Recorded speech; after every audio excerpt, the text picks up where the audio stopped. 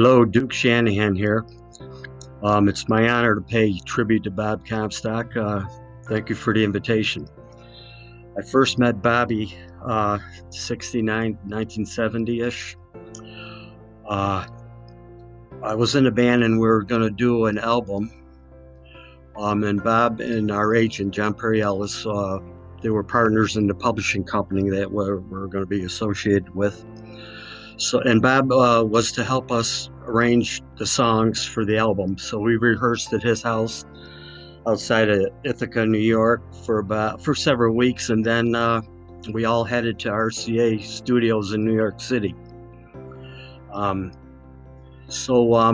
about 8 years, I ran into Bob again in another studio in Trumansburg, New York. I was with a band. We were doing some demos, and after a year or two, I was going to leave that band, and Bobby just happened to call me to ask if I was interested in joining his band. And of course, I said yes. He was saying, we're going to be doing some rock and roll revival shows for Richard Nader, and then playing locally in between the shows, around Central New York and that. So we did quite a few shows, and on my 30th birthday, I was quite nervous. It was my first time to play the big room at the Garden, Chuck Berry headlining again.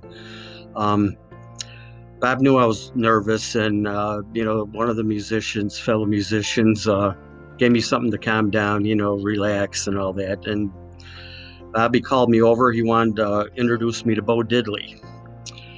I come walking over. He knew I had a buzz on, and it's the way he introduced me. He goes, "Duke, I want you to meet Mr. Diddley." And I just looked at him, and he had that grin on. And I don't know how I kept my composure, but I didn't want to insult both, so I did all I can. It still strikes me kind of funny, but I never dreamt that I would be playing places like the Garden, Radio City, and with the likes of Bo Diddley, Chuck Berry, Little Anthony, Shirelles, a number of acts. And all I ever wanted to do was be a good sideman. And Bobby gave me the opportunity to do that. And I learned so much playing with Bobby and being on the road. And, between riding the bus from city to city with all the acts and in the hotel rooms, it was just a dream come true for me. And I can never thank Bobby enough. Thank you, Bob, for the memories. And you were always a great friend to me, like a brother, and you'll always be in my heart, and I miss you. I miss you very much. Hello, Bobby. This is Steve Odom. This is a tribute to Bobby Comstock. Love you and miss you, my friend. And we had some great times together, playing music over the years. God bless you. And going to New York and recording, and me coming to your gigs, you coming to my gigs, and just many, many years of knowing each other. Too many years to tell people about, and too many wonderful events. But I want you to rest in peace, and God bless you, Bobby. You gave us some great music over the years. And it was great coming to your 50-year tribute back in Ithaca when you came back, and we got up on stage and you handed me your guitar, and we got up there and played some great music. I want to thank you for calling me up there to play with you. It was a great thing. So just loved it and love you. And my condolences to Debbie and all your family members, and just thank you for all the great years, Bobby. God bless you. Steve Odom here. Bye-bye. Bobby Comstock. Where do you start? Well, let's start at the beginning. I got my first Sears and Roebuck K acoustic guitar in 1961. jumped right in trying to keep up with my record player, and that is an experience. But for some reason, I was inextricably drawn to the bass lines. I'm a bass guy. So I started a band with 3 of my friends in 1963. No sooner had we finished our first gig when someone came up and said, "You guys are okay. Have you heard of Bobby Comstock?" I vaguely knew the name, but had never actually seen him. Unbeknownst to me, being in a band and playing local gigs automatically made you a member of the music scene. And Bobby Comstock was way out in front of that fraternity. Being that there were only a handful of full-time gigging bands, all using the same Valix booking agency, it was inevitable that Bob and I would meet. My first impression was, he's a regular guy, not full of himself, always interjecting that Bob chuckle somewhere in the conversation. As I got to know him, I realized that his persona of being a nice guy was actually the real thing. Being a full-time musician gave you an awareness, an automatic bond with your fellow players, regardless of who was in what band. Bands were bands, but for some reason, there wasn't really any competition. We all looked out for each other. With Bob, once you were a friend, unless there was something really extreme, you were a friend for life. He'd lend you his guitar, maybe help in a set up a gig, so on and so forth. I didn't realize the depth of Bob's concept of friendship until I joined his band in late 1971. At first there was the leader sideman thing. That kind of went by the wayside after the first rehearsal. The band actually formed a catalyst for a deep and enduring friendship that will last long past our existence. I truly miss that "what's happening" when he would answer the phone, and the ensuing conversation for an hour or more. Conversations had no boundaries about the kids, home life, music, walking the dog, remembering quirky little things about this or that show, on and on and on. Bob, you provided me with experiences and memories that most musicians only dream of. You included me in 16 garden gigs and an untold number of arenas around the country.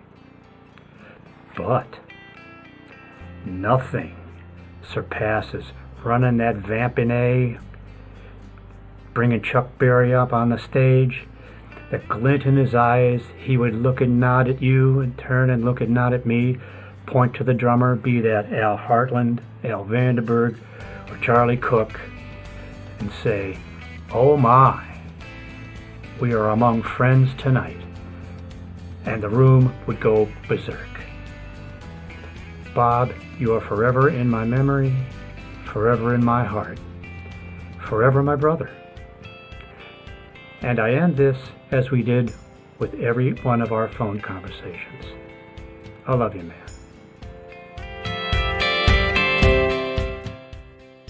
Hi, there's lots of memories that I have of my stepdad, Bobby Comstock. One thing that I want to talk about is things that I remember from him when I was in school. As a teenager, I had a lot of hard times, and he believed in me. There were a lot of times when I was in school that I didn't want to go to school. I felt, let's say maybe I felt sick, had a headache or something. I didn't want to go to school. So one thing that he would do is he would have like these mental health days where we would be able to stay home, and he called it a mental health day. In Pittsburgh, I had to go to a private school. I didn't really feel like I felt in at the school. He would, I remember taking walks with him, and I believe it was after school. He would pick me up. We would take walks. I remember walking around a park area. He would take me to a store, and we would get a big cookie for him to cheer me up. The best memory that I have of him is more like a phrase. He would say,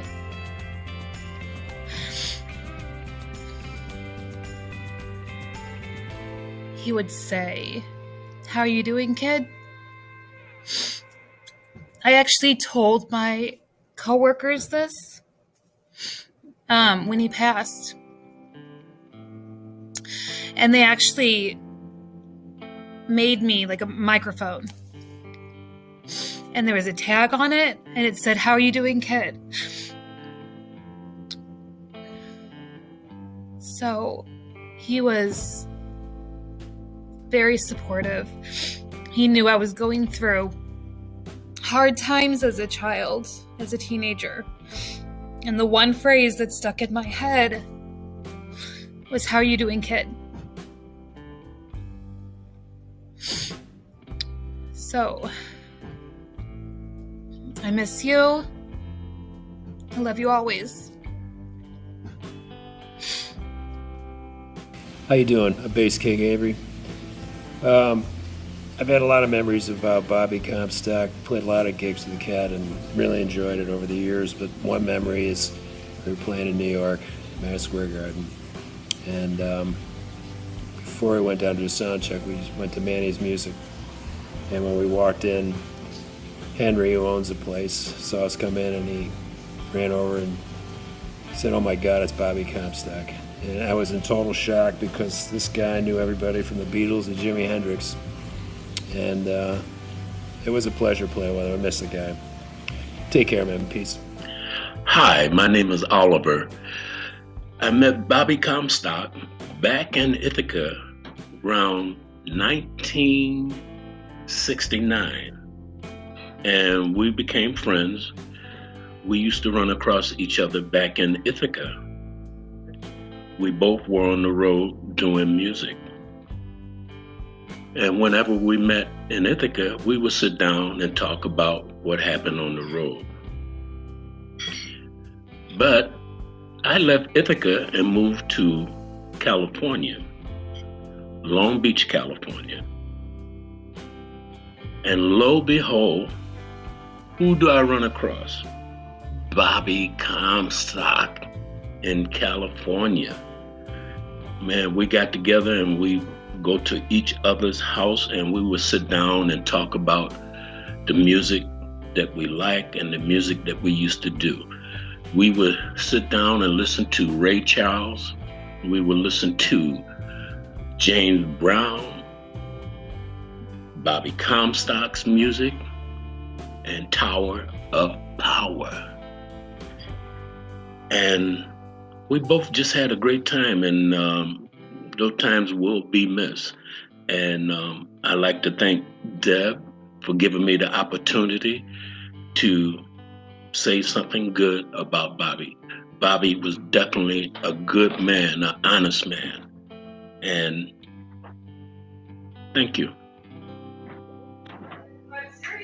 Hi, this is Ron Ray in Syracuse. I just thrilled to do this terrific to my great friend Bobby Comstock. I go back some 58 years in Syracuse radio, back to those early days of Jambalaya and Garden of Eden, and then later I Want to Do It and Let's Stop, and on and on and on. What a great idea, what a great tribute to a guy who's legendary in my book. And to Bobby Comstock, if you're up there listening to this, my salute, my hat's off to you. You're a terrific example to so many great musicians in Syracuse. And I'm going to give you just one. I was sitting with the great Ronnie James Dio one day talking about his early career. And he said to me, "Ron, listen, if it wasn't for guys like Elvis Presley and Bobby Comstock, there would never been a Ronnie Dio or a Ronnie Dio and the Prophets, and that's the end of the story. And I thought once I heard that, then I really realized how much he meant to so many great people. So many of the people we think are legends, he influenced. So again, my hat's off to one of the great, great musicians, great people, and great friends of my time, the great Bobby Comstock. Bob Comstock and I were little kids, 8, 9 years old, and we became friends. And his brother and I were best friends. And his brother, when I started playing drums when I was about 8 years old, used to come by the attic and hear me play drums. He said, "You ought to be playing with my brother." And I said, "Well, I don't know about that." I said, "Your brother's got a good drummer playing with him right now, Dale Sherwood." So then I got to know Bobby, and Bobby started to hear the way I was playing. He started to like the way I played too. But I was too young to go on the road with him because I was a couple of years younger than him. So I could play in school dances and stuff, but I couldn't play in the bars or go on the road or none of that stuff. So as I got older, I said in 1960s, came up with the little golden joke. It was 1969. I started playing in this band. But something happened with the drummer he had, and Bobby wanted to hire me. He said, "Well, you ready to come play with me?" Come play with me. So we went out and saw the world together. And every time I go on the road, my mother would say, "Bobby, watch out for Alan now. You're older. Make sure he changes his underwear and keeps himself clean." True story. And make sure he doesn't get in any trouble and this and that. So Bobby's done it my whole life. So every aspect of my life, Bobby and I have talked together every day for our whole lives. He's been a best of friends. He's been a soul brother. You call a soul brother? Bobby Comstock was probably one of the best musicians I ever done in my life. Made music easy for everybody to play. And that's it. I'm going to be missed. He's going to be missed. That's it. Is that? Hi folks, this is Joe Whiting, and I played with Bob on a couple of different occasions. In 1973, I did a stint with him, and in 1975, I did another one. Before I start anything, let me just say that Bob was a great guy. He was a great guy to make music with. He was a great mentor to me and taught me lessons that I still adhere to today. And I've got a couple of stories, I guess you could call them. We've all got a lot of stories, a lot of Bob stories, but we've been told to kind of pare these down. So that's what I'm going to do with two instances.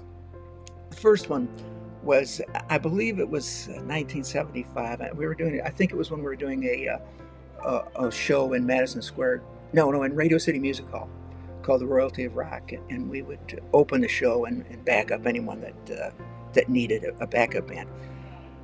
We were out shopping in the afternoon, and Bob had got a call about something I can't even remember, but it had to do with the show. We had to have an extra rehearsal, something that kind of threw the gears into, clank. And, he was talking with the band, and he was, everyone was a little groused about it. And I, in a rather cavalier manner, said, "Well, the show must go on." Bob stopped in his tracks, looked me right in the eye, and just said, "Why?" And it was almost like an epiphany, because right then I realized what he was telling me. It's just a show. It's not your life. It's not your wife. It's not your kids. It's not your home. In the end, it's just a show. And that has guided me all these years later to remember that no matter what happens, if you can't make a gig, if you can't do it correctly, if you have to cancel it for God's sakes, or if somebody can't make the gig, always remember, it's just a gig. It's just a show. And to this day, and of course things are looser now, everybody's playing in about 5 different bands and no one can commit, and there's not that much work out there, quite frankly. But if I pitch a gig to the guys in the band and somebody can't make it, they either have a previous commitment, they're going to go out with their wife or girlfriend, they've had plans, I just say, it's only a gig. That's all it is. It's not your life. And it's a pretty important lesson, And I thank Bobby for that. The second thing is a little on the lighter side. We were somewhere just checking into a gig somewhere, and Bob was talking to somebody in the band, and he was talking about the getaway. And I said, Bob, what is the getaway? And he said, whenever you show up at a gig, no matter where it is, the first thing that you want to do is you want to check out where the exits are, where you came in, remember where you parked your vehicle, and how you're going to get out of there in case something happens. And I said, what do you mean if something happens? He goes, could be a fire, could be a fight, could be having trouble getting paid, could be some guy wants to take a swing at you because his girl's making eyes at you. But you have to plan the getaway. And so, again, all these years later, even if I'm going into a place that I've played dozens of times, always in my mind, plan the getaway. And Bobby taught me that. And I got to just say that, you know, I really admired Bob. He always had a good band. I wasn't with him that long, but we retained our friendship, and I had a chance to touch base with him when he was inducted into the Syracuse Area Music Hall of Fame, long overdue and well deserved. And we talked on the phone some, and he stopped over the house once, which is another story, but I won't get into that now. But, you know, I know, Deb, that nobody misses him more than you or the kids. But I just want to let you know, I miss him too. And so this is just my little bit of a tribute to my good friend, my mentor, Bobby Comstock. Thank you, Bobby.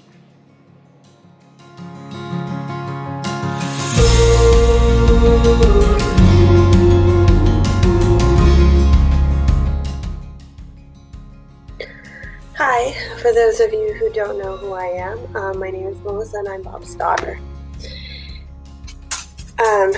I was really lucky that I got to spend the last couple of days of Dad's life with him, with Deb and Dorian out at their house in Long Beach. Even though it was a sad time, it was really hard, he knew that I was there, and I was really, really happy that I got to spend that last bit of time with him and to be able to tell him that I love him face to face. Dad and I were really close. He was a part of my daily life and called and checked in on me all the time. Even though some days he just called to say, did you make it home from work okay? Because I drive home late at night from work. Or he would call and tell me that it was going to snow or that it was supposed to rain. And even though he was 3,000 miles away, you know, he really wanted to make sure that we were good and happy and healthy. He made a really strong effort to keep in touch with me and to keep in touch with my children, Markel and Maya. He checked in on them and he tried to find ways to connect with them. He and my son share a love of the Yankees. And he would call and they would talk about sports. And my son was lucky enough to get an internship working for a minor league team in Virginia. And when Dad came out to visit, we were able to all go to a game together. So I know that that was really something that meant a lot to my son and to Dad. My daughter sang in show choir in high school and loves music. So that was an area where he and her could really, really connect. So he was able to come and see her last show choir concert and see her sing live. He was able to come out in the last couple of years and see my son graduate from college, to see her graduate from high school. And for that, I'm really thankful. I was trying to find a memory of something that was different from his musical background, and everything that I came up with had something to do with food. He actually was the primary cook in our house when I was a kid due to the schedule that my mom worked, and dinner with him got to be a daily thing, and he learned how to make my mom's family spaghetti sauce. So if any of you have ever eaten with him or spent any time with him, you probably got to have some sauce. That was the thing he was going to make for you if he was really excited and that he was really happy that you were there. So he and my brother actually know how to make it. I can't make it come out right, but I think that's okay because at least he passed it along to him. I realized that a lot of my memories centered around food, whether it was making sauce for his friends, or it was making breakfast burritos for everyone, or whether it was just making lunches for Deb or breakfast and stuff for her to take to work. Everything, he just didn't want anybody to be hungry.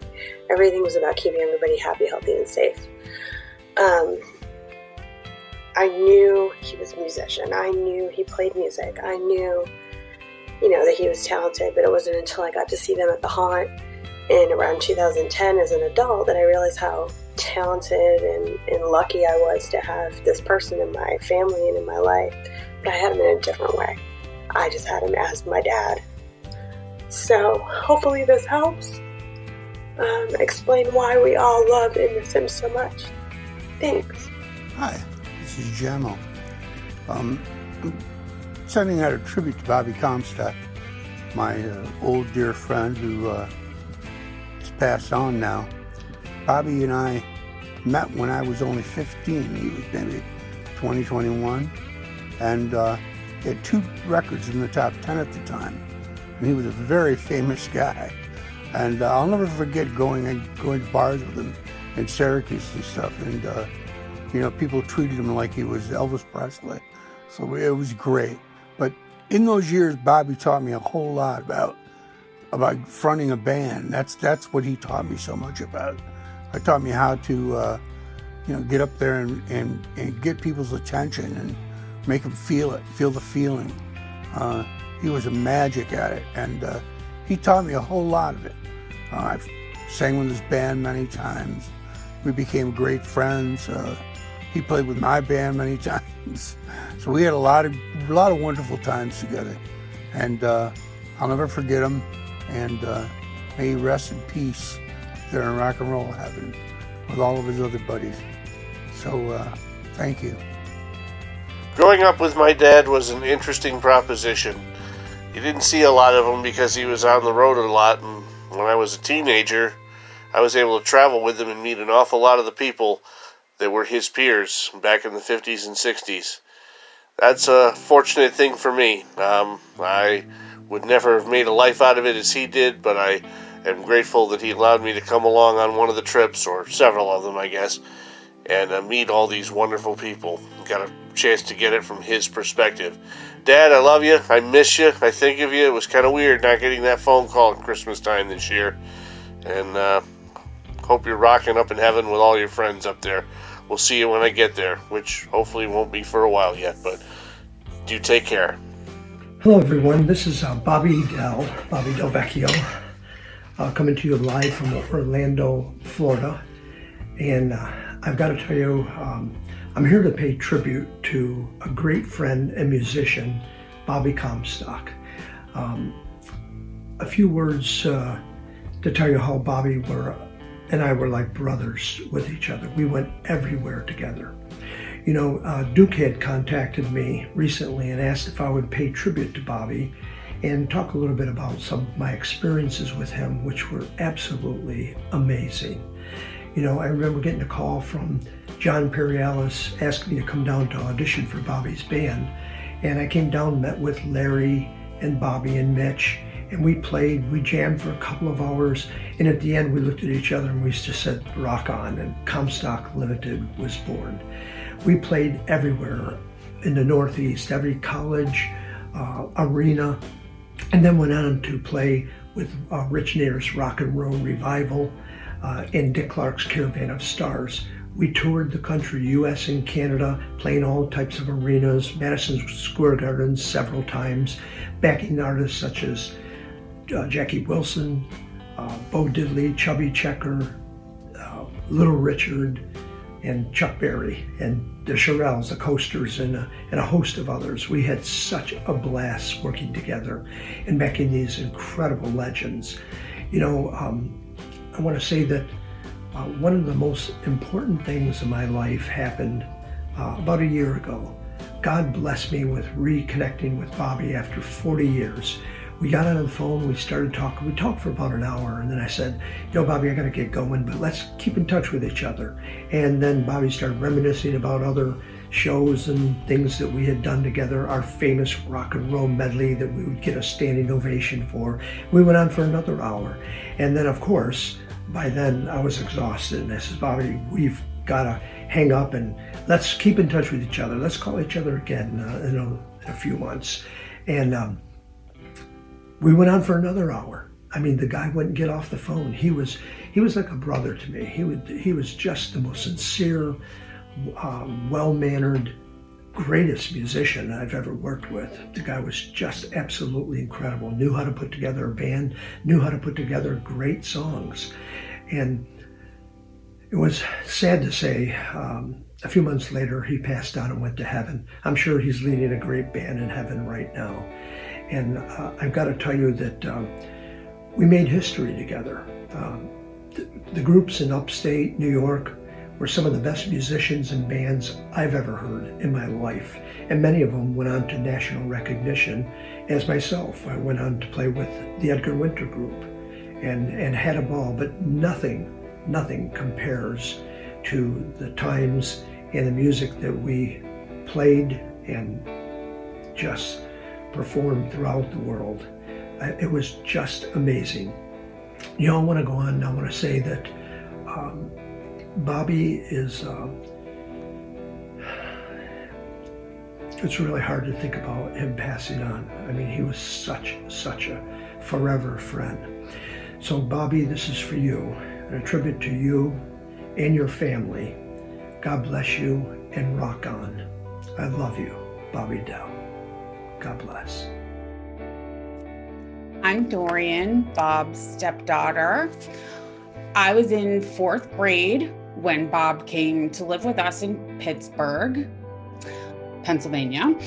He didn't have much more than a paper sack of belongings under his arm at the time.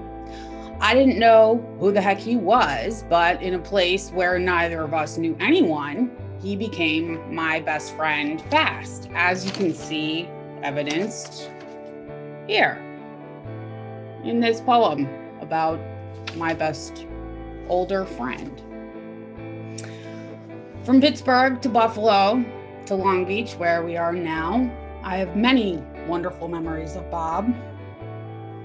He woke me up for school every morning and picked me up there late at night after I was finished with yearbook. He made me soup when I was sick, and every now and again, he'd let me stay home from school when I wasn't even sick for a mental health day. On Sundays, he'd drive the minivan up and down the block to help me deliver these gigantic Sunday Buffalo Times newspapers. And he also taught me to drive in that very same minivan. I did not take driver's ed. I took Bob's driver's ed. And I passed my driver's test on the very first try. I always gave him the same gift for Christmas, a crazy pair of boxer shorts like this one, which is the only one that made it all the way till the end. I imagine because he never wore these, he never seriously wore these ever once. Hence why they made it into the souvenir box, really. What I'll always remember the most about Bob was his unconditional love and the utter lack of judgment that he had towards others. To Bob, it didn't matter who you were or where you came from. To him, you are a human being worthy of love. And I will always remember that and miss him